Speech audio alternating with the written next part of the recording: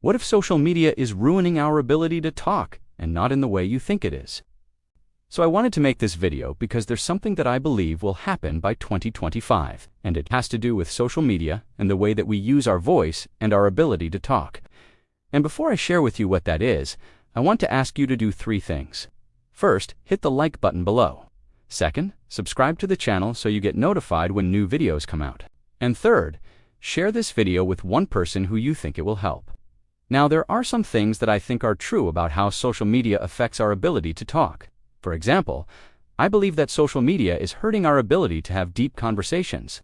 Now, don't get me wrong, social media can be great for communicating with people, but having deep conversations requires work. It requires that both people put effort into the conversation. One of the best ways to learn how to have deep conversations is by doing it and not over social media. The second thing that I think is true is that social media is also hurting our ability to speak up and stand out. In the Attention Merchants book, it talks about how social media platforms are designed to keep us addicted. They do this by making the reward for posting or consuming content immediate and frequent. And this constant gratification is rewiring our brains to seek out that dopamine hit more and more often. This means that our attention spans are getting shorter and shorter, making it harder and harder for us to focus on one task at a time. This lack of focus makes it difficult for us to speak up and stand out. When we are constantly bombarded with notifications from our phones, it can be hard to find the courage to raise our voices above the noise. We may be afraid that if we take the risk of speaking up, we will be interrupted or ignored.